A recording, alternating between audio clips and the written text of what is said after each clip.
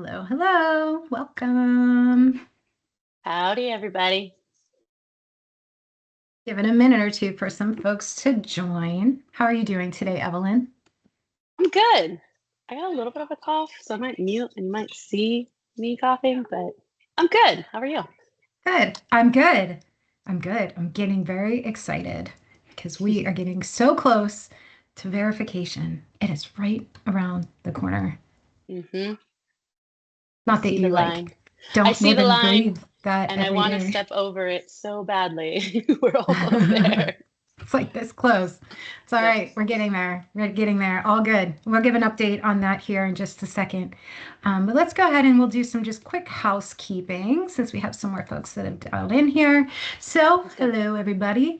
Mics and video are disabled. That is by design, but please make sure that you use the Q&A box to post any questions at any time.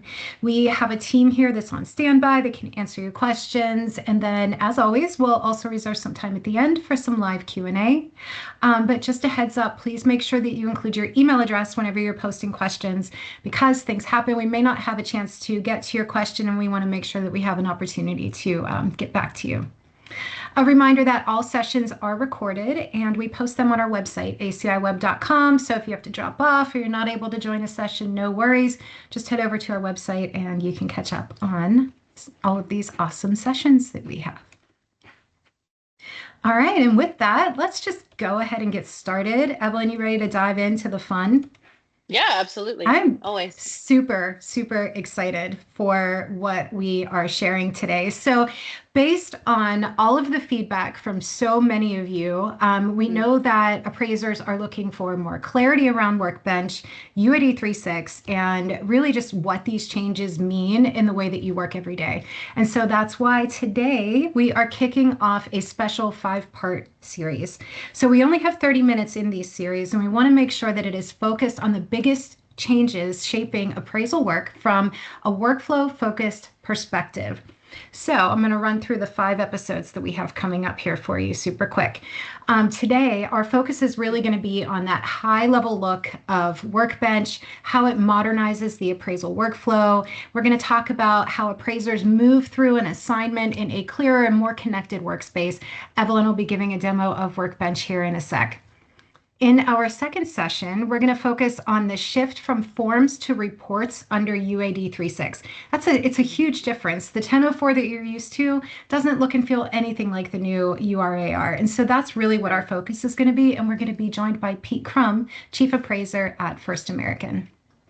In our third session, we have invited some very awesome guests from our Innovation Council who will be joining us for workflow visibility. So here we're going to open up Workbench. We're going to have them work through some orders and just kind of show you what that looks like from their perspective, how they can track their progress, and then obviously, what still needs some attention. Very excited In for our that one. fourth, say that again. I'm very excited for that one. I'm excited for all of them, Me but I'm too. very excited for our Innovation Council members to get highlighted in Me that. too. Me Hmm. too. They've been so instrumental in everything that we've been working on, and they just kind of Yep. hide it in the background behind the scenes. So, Right. yeah, it'll be really nice to give them some exposure. But then also for our audience as well to, meet with the appraisers that were actually part of putting Yep. together the software. So our fourth session, we're going to cover connected appraisal data and file organization. So this is really going to be, including your photos, your documents, the materials that you use for your work file, how you can use Workbench to keep all of that together, but then also data integrations, how all of those things kind of come together to help you complete your appraisal assignment. And then in that fifth and final session, this is really going to be focused on compliance and revisions. So what does that revision workflow look like within Workbench? How do those integrated tools help you to catch some of those issues earlier? How can you make corrections? So every single one of these 5 episodes, we're opening up Workbench. We're going to be showing you features within Workbench, how to use it. These sessions are really focused on the appraiser. And specifically the feedback that you guys have given us, we want to make sure that we're meeting that for you.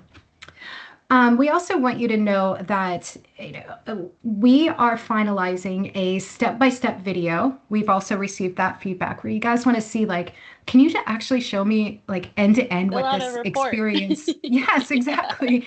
And we Yeah. only have 30 minutes on these, so this is not the right forum for that. But what we are doing is we are finishing up a step-by-step video, and then we also have a corresponding guide that you can use. So you can have the video, you can have the guide. It'll walk you through every single step along the process. But before we get into today's topic, I want to share with you why these sessions are so relevant right now and give you an update on Workbench and ACI's U83.6 readiness. So, the ACI team has been actively working with the GSEs through this entire verification process, and we expect Workbench to be verified this month. We are in the last step. We have one step left, and that is our demo with the GSEs. And we have it scheduled. We're ready. We're really looking forward to just being able to share it with our appraisers because we have worked so hard on just putting this together and making sure that it's a solution that meets your needs and is something that you want to use within your careers and your work. So that said, verification coming up here within the next 2 weeks. But then after verification, we do want to take probably about a week or so just to go through and do any final updates. We really want to make sure that that experience for you is as seamless as possible. So we are going to take a little break to make sure that we get that all updated, and then Workbench will be yours for U83.6 appraisal reports. So as always, we will continue to keep you updated. You can join us here. That's where we give our live updates. But if you have any questions or anything at any time, you can always reach out to us at workbench@aciweb.com. All right, so let's get into today. Today's session is called A New Way to Work, Modernizing the Appraisal Workflow.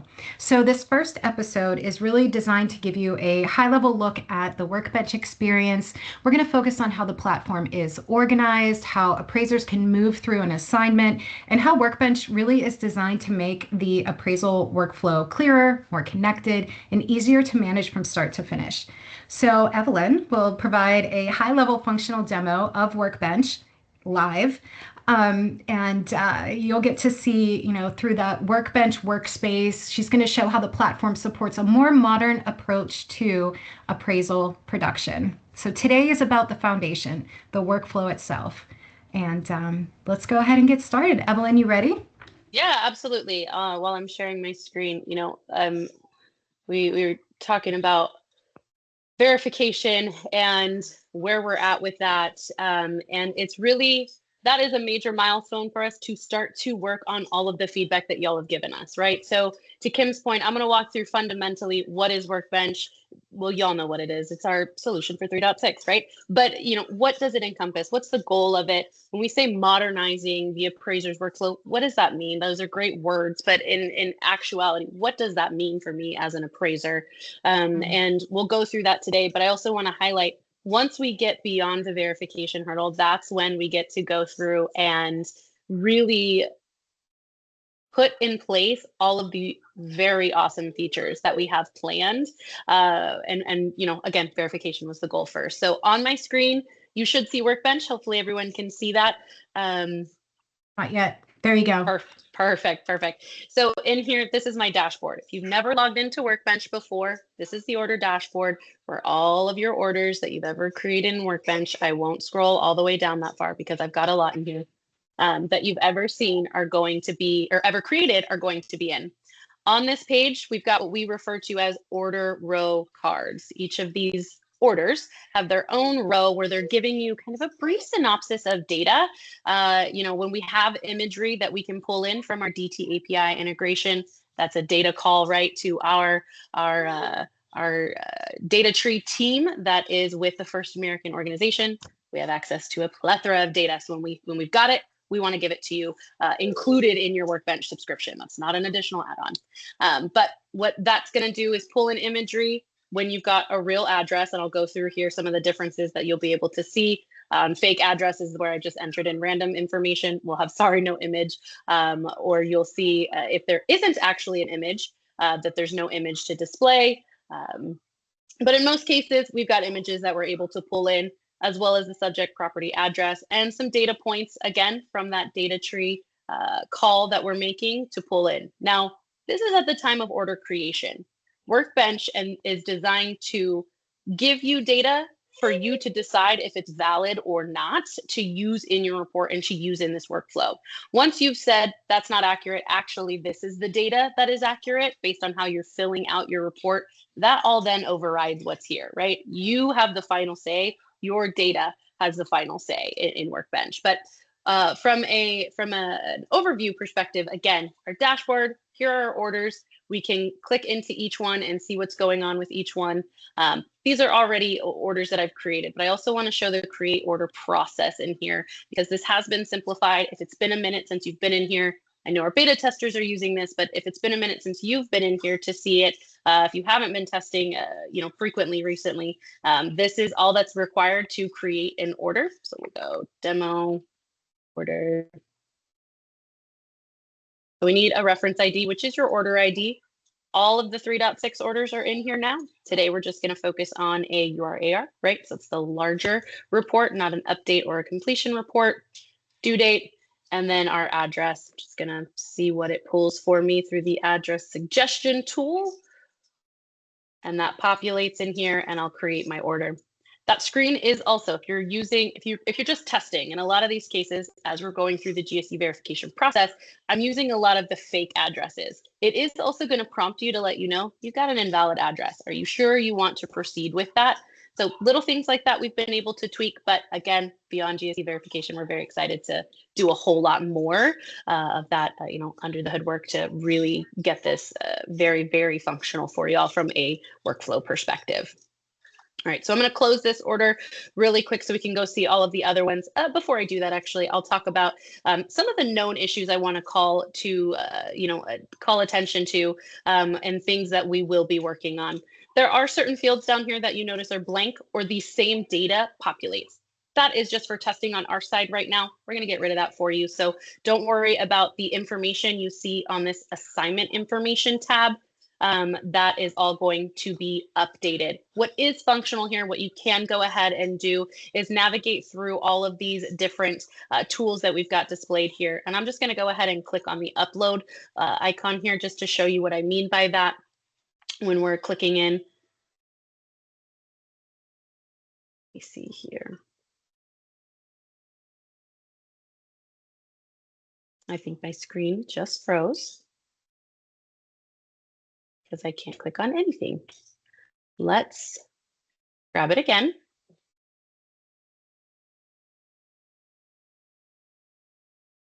And see, there's my order. Okay, let's close that one. Not sure. There we go. So there's that order that I created. We didn't have a ton of data that came through, but what we did populate in here. Again, I'm going to pop this open. See if we can't. There we go. Sorry about that. Not sure. I got too much stuff open on my side.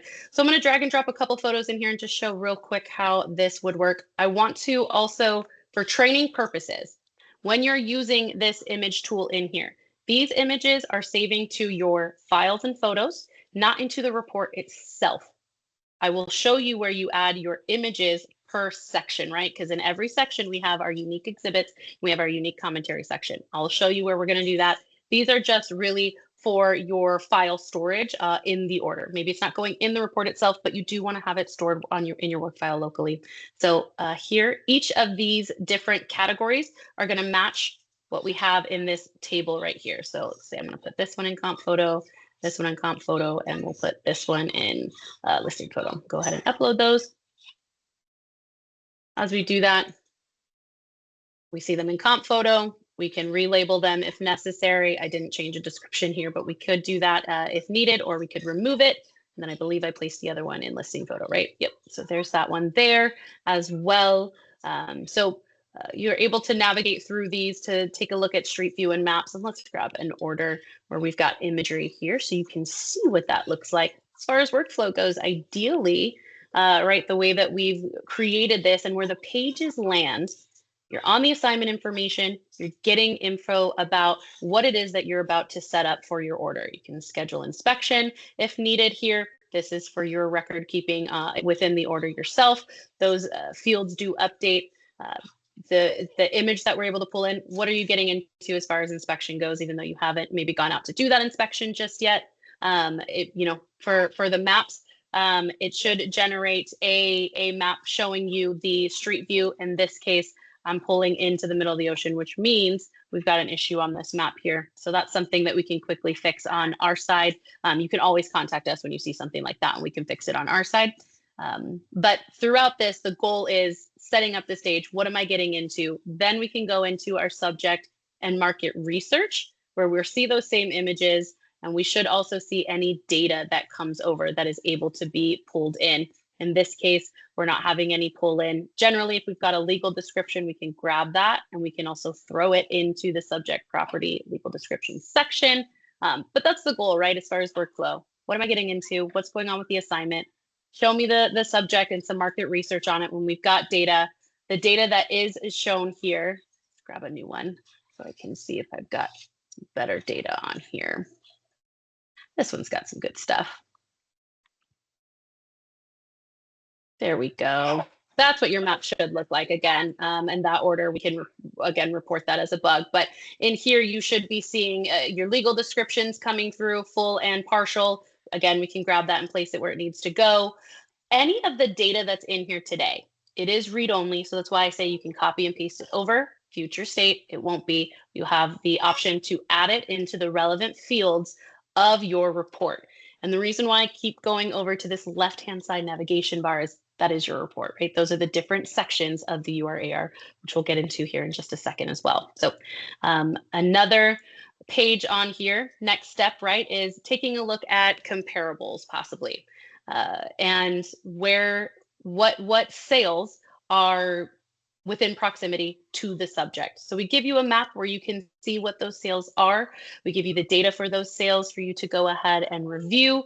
Again, this is read only at this time, but that button is ready for us to go ahead and hit plus, so you can add it into your sales comparison approach into your grid, and all of that data will populate in a future state as well. So that's the goal of this particular page. Analytics on the roadmap will be built out to give you those tables that you can add into the market section of your report. Again, that's a future roadmap item, so I'm not going to spend too much time on that. One thing I didn't call out either on this comparables page, you can go ahead and refine your filters here so that you can really get granular about your search depending on what it is that you're looking for. And then you can also, if you don't want to view the map and you just want to view the data, you can go ahead and do that as well. So if I'm continuing to go through my flow, again, everyone's workflow is different, but the goal here was one stop, right, for everything that you're doing. You got an order, you created it, you introduced yourself to the information, the assignment info that you needed to get started. We scheduled inspection. We're doing some preliminary research, getting our, familiar with the subject property, what's going on here, looking at possible comparables that we're going to consider, and then we can start to dive into working within the report itself. Progress tracker on this side. If you are in beta right now, you may not see these statuses change currently. We are finalizing that on our side. Let me see if you can, we'll go through and enter in some data here so you can see some of these changes. But these are each the section of your URAR. The only section you will not see on here is summary, because it's not a section that you should ever have to fill out. It's combined from all of the data that you've entered in within each of these sections. So if you haven't seen this as well before, this is the URAR. So it looks very different, right, than what you're used to. Kim noted one of our sessions is going to be like form filler, right, versus report. And it seems very simple, and it sounds like you're just replacing the word, but it really is much bigger than that. And I'm excited for that session too, so we can compare the differences there, right, between what we have today in ACI report and what's being built in Workbench. But the point there is to say this looks very different because it's not just a bunch of blank fields where you're typing in something or you're using your common responses. There are yes, no answers. There are drop downs. There are enumerations that you can select from. And as you go through, this is right now all manual entry, but we are working to have auto default settings, so you can go through and in every instance, kind of like a template, right? Go ahead and save what your typical responses are going to be. But this is, when we say the dynamic, let's say Josh Doe on this one so we can see the difference here. When we say dynamic, this is what we mean. You don't see a field until you start to populate the first part of the question, right? It's conditionally required. You need this to populate the rest of the question that's populating in here. So I'm going to hit save on this just so we can see how we have structured this workflow. It's going to go in order. Do you have to go in order? Absolutely not. You can click around, right? I'm in the assignment section. I partially filled this in, but I want to go to the unit interior and start to enter in data. Now, because we have built this in the workflow that we have to go next down the line, I will say from a training perspective, I would encourage you to go in the order of the flow, because there are, just as we just said, conditional questions that set the stage for the rest of the order for you. And so I do encourage you on these first few orders that you're doing to go in the order, get familiar first with the data set, right? Understand what questions may trigger another question for you.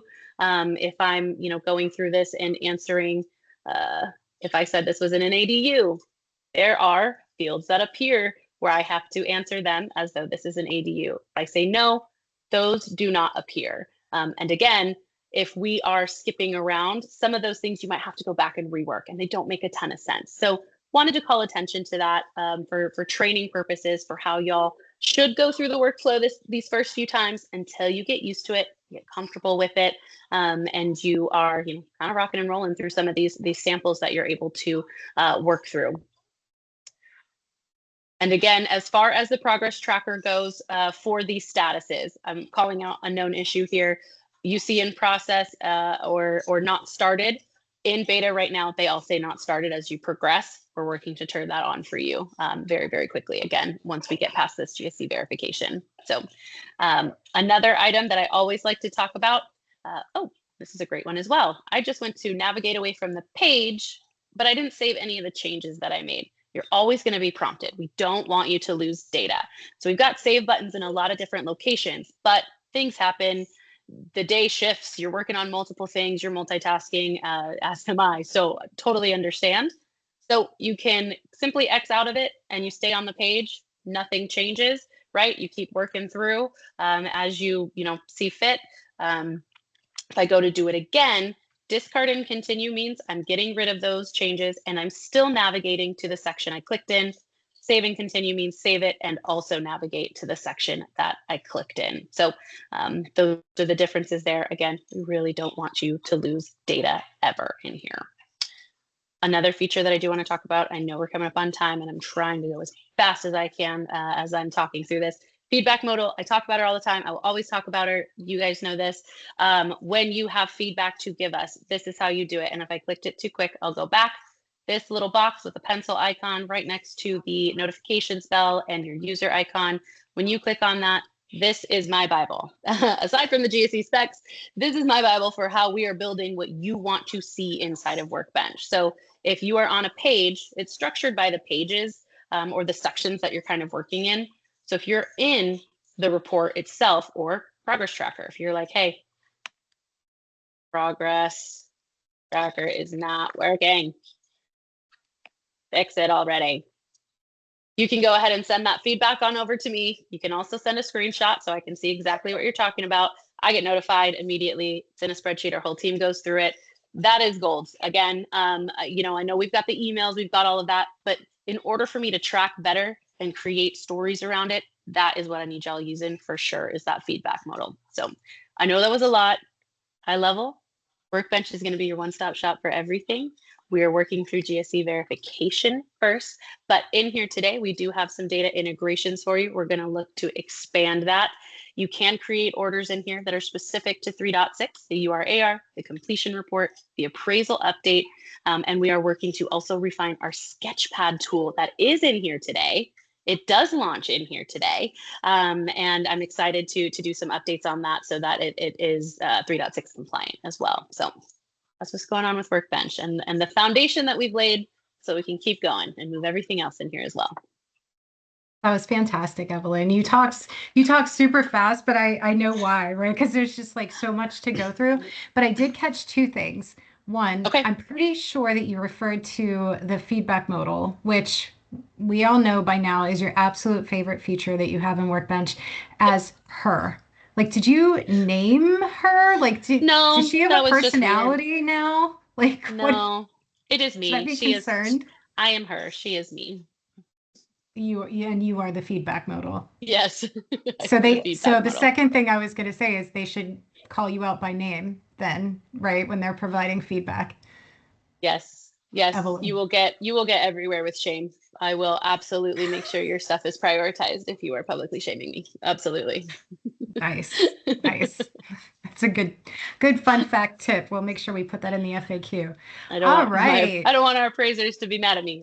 I will fix it. All right. Well, speaking of questions, we do have a couple of questions here coming through the chat. Okay. You guys are always amazing posting questions throughout. Evelyn, I'm going to pitch this one to you. Does Workbench Sure. work offline? Very good question. It is. Workbench does require internet connection today. Now, what we are working on is our Sky mobile app that will connect, and that will have offline capability so that the two are connected. But today, Workbench does require an internet connection. But coming soon, once we get the Yes. mobile app. Yeah, Yes. we'll have synchronicity. All right, let's see. Ooh, Evelyn, another one for you. Can Sure. all pictures be uploaded all at once? That's I know y'all hate when I do this. Yes and no. So pictures that go into your report, meaning your exhibits for unit interior, for dwelling exterior, no. Those today live within each section. Can you drop all of your photos into the Files and Photos Center? Yes, but you still have to Mm. associate them to where they need to go. That is also a future roadmap feature to just kind of sync things up for you and maybe just prompt you with a question of, did we get it right? But today, not exactly. If it's for your report, you got to do it individually in each section. If it's for your work file, right, you're saving images maybe you're not using in the report, but it is in your work file, that's in Files and Photos. You can dump all of those in one location. I hope And that I'm helped and didn't add more confusion. No, that is helpful, and I'm pretty sure, if I'm remembering correctly, the step-by-step guide in the video that you actually did, like we'll get to see you actually go through an order from beginning to end. I'm pretty Correct. sure that you show exactly how to add those photos Yep. in, how you can add multiple photos. Like you cover that really well. So I'm Yeah. looking forward to that getting out there in the hands of our appraisers. I think that'll answer a lot of questions that we get. Good. I hope Um, so. all right. We have 2 minutes left. I'm gonna throw one more question out there. Okay. Oh, and this one, Evelyn, I'm gonna take this one. Will Sky Workbench be available for appraisers as soon as ACI has passed GSE verification? And when can I start taking 3.6 orders? Well, we get this one from you guys a lot, and I love Yeah, that we do. you said that we are passing GSE verification, not if, but when, and that is exactly right here in the next couple of weeks. I mean, we are excited to share. We're very confident that we will be verified here by the end of the month. But like I said earlier, we are going to take just a very short period of time. Evelyn has a couple of items on her must-have list for our customers just to make sure that we get this tightened up. You know, we don't want your first official experience in Workbench to be super clunky or for you to have to call us, right? So we just want to make sure we get everything tightened up. We got the screws Mhm. tightened. It's a nice smooth workflow for you, and then it'll be available to you. But that is a very short window of time after verification. Again, if you get a 3.6 order, please give us a call. You know, we're more than happy. We want to hear from you and talk to you, make sure that you're taken care of. And then if you have any questions or anything, always you guys can reach out to us at workbench@aciweb.com. Or All the right. feedback Well, model. oh my gosh. And make sure you use Evelyn, the feedback modal in Workbench. That's so weird. Well, don't call it that. You made it weird. It wasn't weird before. You called it a her. You made it weird. It. No, we're gonna name her Taylor Swift. All right, There it is. everyone. Tay Tay. The feedback modal. Thank you for joining us. Again, this is our first of a special 5-part series that is all focused on appraisal software and these industry changes. And Evelyn, thank you again for giving us a high-level look at ACI Sky Workbench. Our next session, I'm very excited for, that is next Thursday. It's May 28th, and we are going to be joined by Pete Crum, First American's chief appraiser, for a conversation on from forms to reports, just really understanding the U83.6 shift. So in this session, we are going to show a side-by-side comparison of today's U82.6 and tomorrow's U83.6. So the difference between form-based experience versus report-based experience. And we will walk through, what is changing, what appraisers will notice, and then Pete is going to help really explain why this shift is happening and then what that means for appraisers in practice. As a reminder, all sessions are recorded and posted on aciweb.com, and we will continue sharing training resources and support materials as we move closer to rollout. So again, thank you so much for joining us, and we look forward to seeing you May 28th. So thanks, everyone. Thank you.